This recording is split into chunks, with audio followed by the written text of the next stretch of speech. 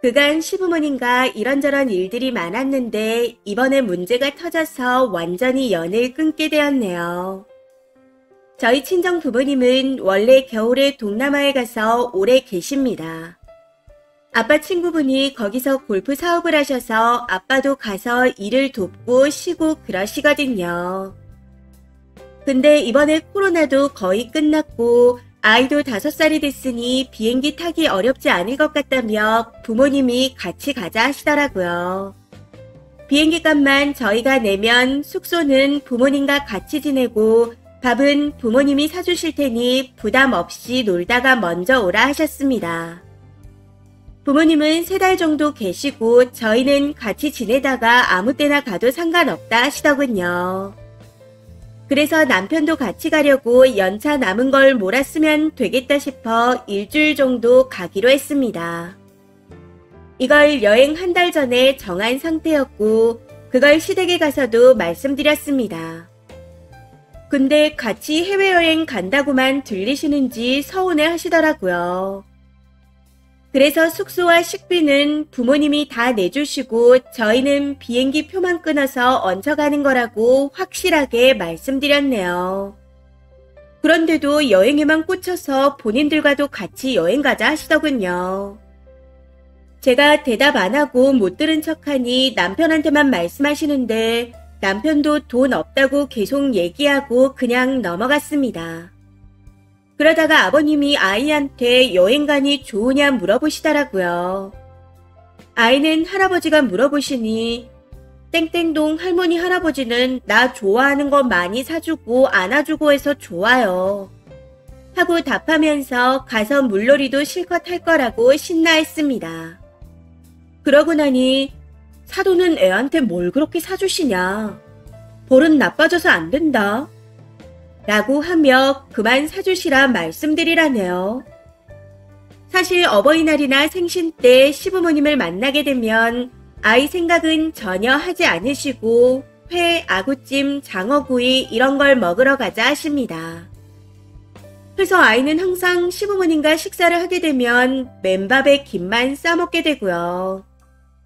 여태까지 아이 생일, 어린이날, 크리스마스 이런 건 챙겨주신 적이 없으시고 선물은 돌 때 반지 한 돈이 처음이자 마지막이었습니다.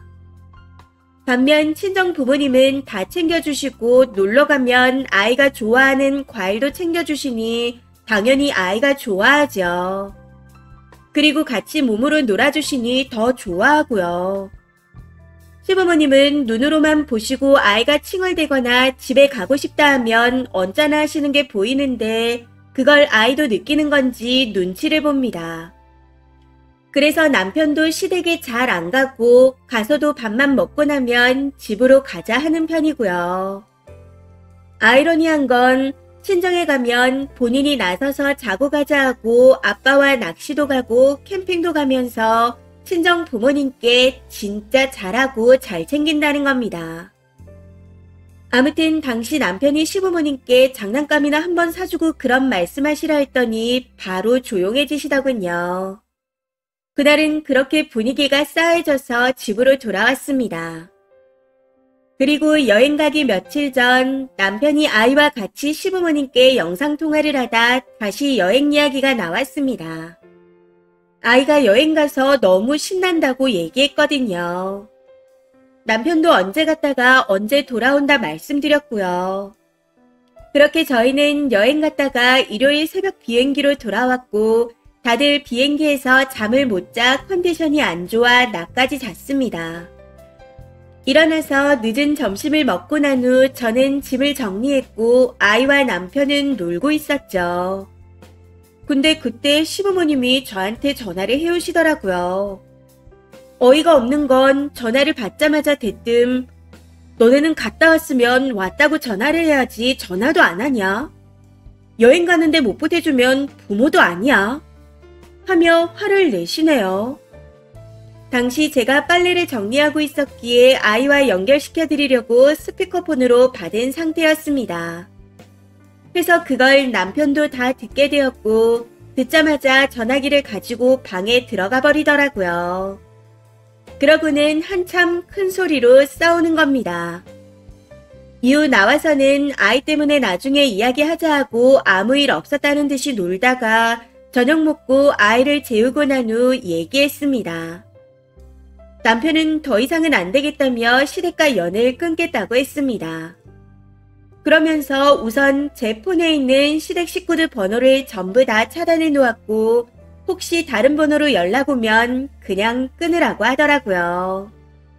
시댁보다 친정이 여유로워 많이 도와주시긴 했지만 시댁을 무시하거나 서운하게 해드린 거 없이 잘 챙겼다고 생각합니다. 처음에는 달에 한 번 이상 항상 찾아뵙거나 저희 집에 초대하는 등 정말 잘 지내보려고 많이 노력했어요. 그럼에도 시부모님의 알 수 없는 자격지심과 막말에 남편도 저도 지쳐갔습니다. 그러다 결국 만나는 횟수를 점점 줄이게 되었고 만나도 식사만 하고 가끔 영상통화를 하며 그렇게 유지하고 있었습니다. 그런데 남편이 이제는 저한테 너무 창피해서 더는 못하겠다고 하네요. 연락을 하게 된다면 본인만 할 거고 아이도 당분간은 안 보여주고 싶다 해서 그렇게 하자고 했습니다. 사실 저도 너무 지친 상태였거든요. 어디 말하면 제 얼굴에 침 뱉기 같아 하소연할 곳이 없어 답답한 마음에 익명으로 이렇게 글을 써봅니다. 올겨울이 남편한텐 더 추운 겨울이 될 것 같아 마음이 쓰이지만 속이 시원한 것도 사실이라 마음이 복잡하네요. 댓글입니다. 첫 번째. 이건 양가의 재력이 문제가 아닌데요. 시어른들이 엉뚱한 데다 화살을 마구 쏘아대서 결국 아들에게 상처를 주고 시부모 자신들에게도 상처를 만들었군요. 남편분의 신경이 얼마나 복잡하고 아플지 제가 다 마음이 안 좋습니다. 남편 잘 다독거려주세요. 두 번째. 초반에 글을 읽으면서 돈이 없으면 당연히 자격지심이 생길 수 있겠다 싶어 시부모를 이해하려고 했었지만 읽을수록 생각이 바뀌네요. 외식하면 본인들 입에만 맞는 음식을 고르고 손자에게 1, 2만원짜리 작은 선물 하나 안 사주고 그렇다고 예뻐하지도 않은 인성을 보니 돈만 없는 게 아니라 배움도 없고 개념도 없는 것 같습니다. 진짜 상종하기 싫은 무식한 사람들이에요. 그래도 남편분은 정상이니 다행입니다. 사정은 안타깝지만 시부모와는 평생 손자라는 게 맞습니다. 남편이 가여워서 관계 개선할 생각은 절대 하지 마세요. 시부모는 평생 저렇게 살아와서 못 고치고 반성도 안 할 겁니다. 다시 연락하고 지낸다면 더 큰 더러운 꼴을 볼 가능성이 높습니다. 그러니 이참에 아예 끊어버리세요. 세 번째. 제가 쓰니 남편분 입장인데요. 어렸을 때부터 쌓였던 상처가 참다 골마 터진 거예요. 지금은 그냥 남편분 마음을 잘 다독여주세요. 그래도 할 만큼 하셨으니 더 이상 미련도 없을 듯 합니다.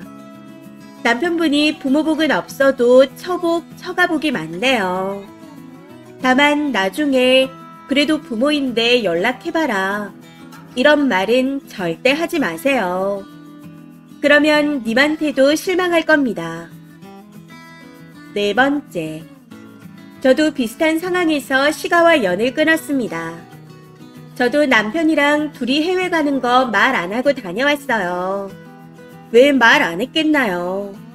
저희 좋은 꼴 못 보는 못된 시가라 말 안 했었죠.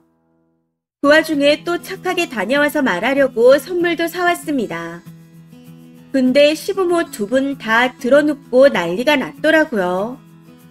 저희 부모님한테 전화해서 사돈은 얘네 해외 간 거 알고 계셨냐며 난리 개 난리를 쳤습니다. 각종 미친 짓을 참 다양하게 하더라고요. 그래서 결국 손절했습니다. 다섯 번째. 원래 분위기 탈수록 현타가 시게 오는 겁니다.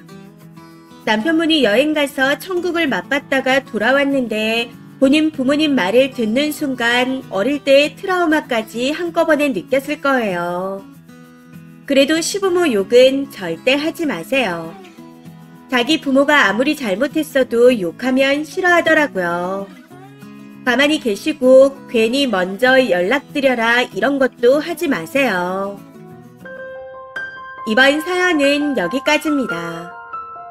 시청해주셔서 감사합니다.